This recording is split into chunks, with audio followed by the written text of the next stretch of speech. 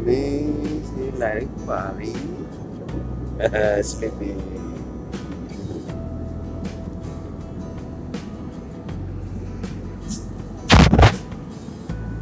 Tại vì cái Kinmen Island có phải gì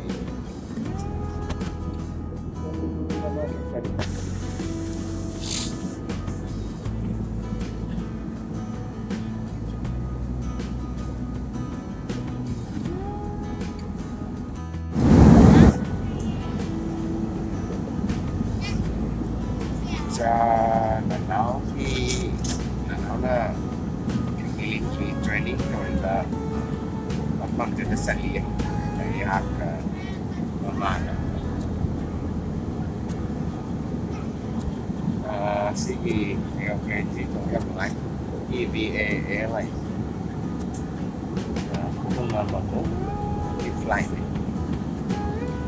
yaamna yengthinaringeida.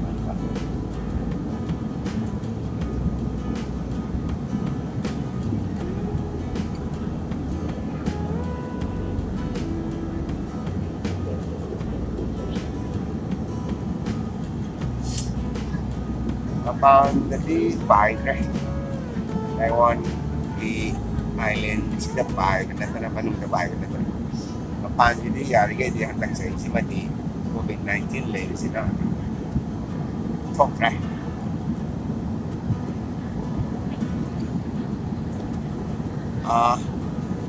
Kinmen Islandda, Maram, amadi.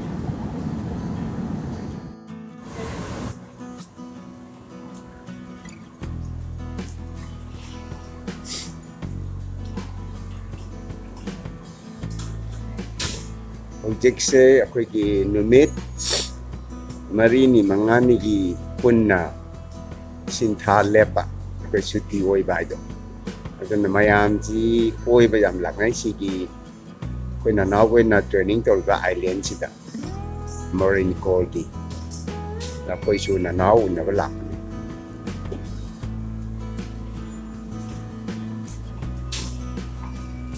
Asina ako'y gipot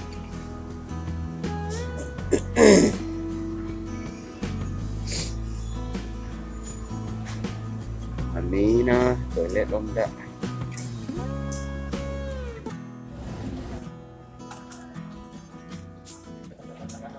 Kinmen Airport si kogi ising ipak samudra sige mayay de lay utchabani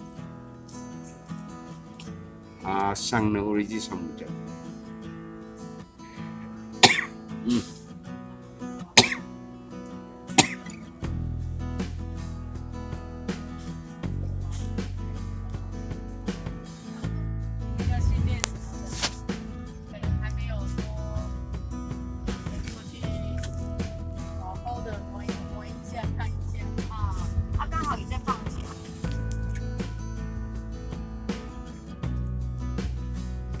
Kinmen Island, right?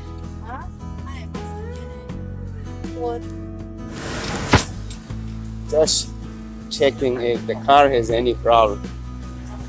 Shouldn't be.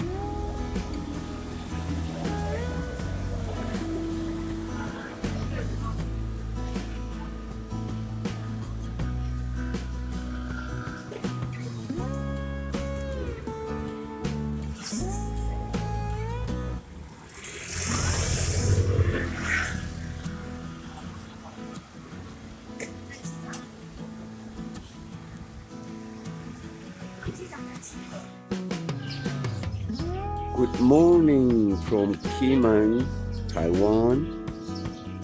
Sige Islandda ahanba numit thokpa ure. Sige laisangisina ako'y chahi chatruk helaba laisangisi ako'y hek homestay sige hek nakalda lay.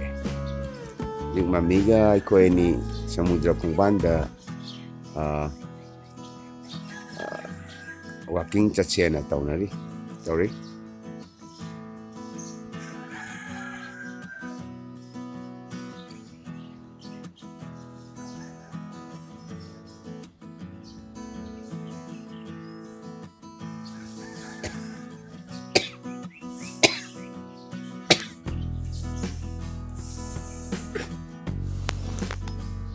Sidagi koina lairi sidagi anda kang chathoga si ada urisi si ada urisi kena samudra ni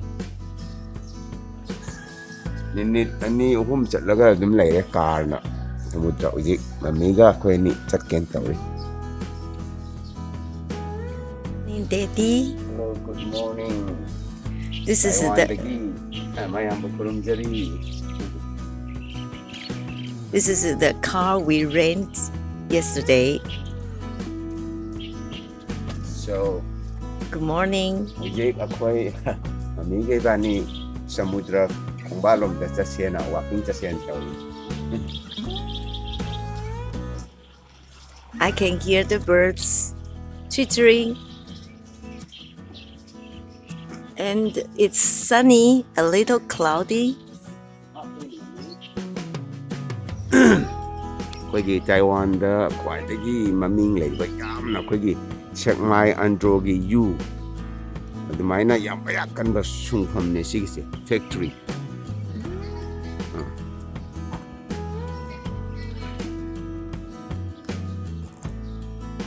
ꯁꯤꯗꯒꯤ ꯌꯨꯗꯣ ꯑꯩꯍꯥꯛꯅ mister universe ꯃꯨꯝꯕꯥꯏꯗ ꯊꯣꯛꯄꯅ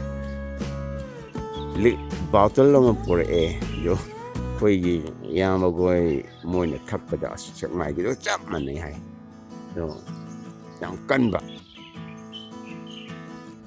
ꯁꯨꯡꯐꯝꯅꯤ ꯆꯥꯎꯅ ꯂꯩꯖꯩ ꯁꯤ factory. ꯁꯤꯗꯒꯤ ꯅꯥꯀꯟ ꯈꯤꯇꯪ ꯆꯠꯊꯣꯛꯑꯒ ꯁꯃꯨꯗ꯭ꯔ ꯂꯩꯔꯦ.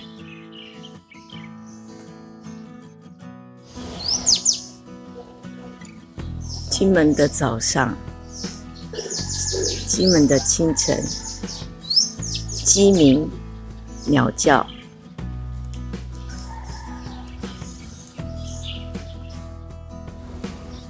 城门城门7丈高，36把刀。这座旧城门是金门旧酒厂的厂址。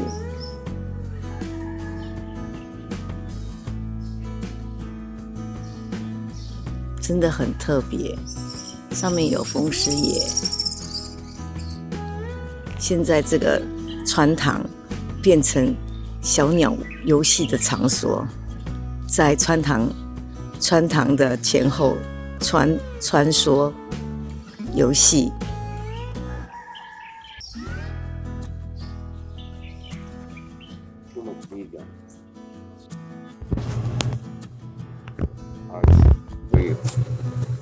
ꯄꯣꯠ ꯄꯨꯊꯣꯛ ꯄꯨꯁꯤꯟꯒꯤ ꯃꯥꯜꯂꯦ. ꯑꯣꯀꯦ ꯁꯤꯗꯒꯤ ꯁꯤꯒꯤ ꯑꯥꯏꯂꯦꯟꯁꯤꯗꯒꯤ ꯑꯁꯣꯝꯗ ꯑꯁꯣꯝ ꯃꯄꯥꯟꯗ ꯂꯩꯔꯤꯕ ꯑꯥꯏꯂꯦꯟꯁꯤꯗ ꯆꯠꯄꯒꯤ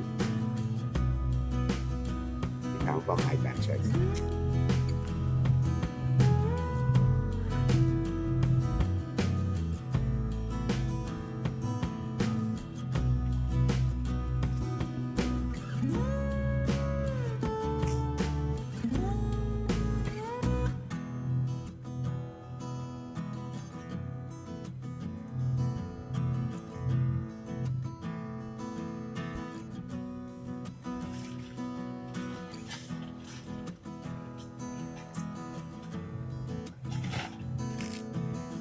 That's the other island, Mami, I think.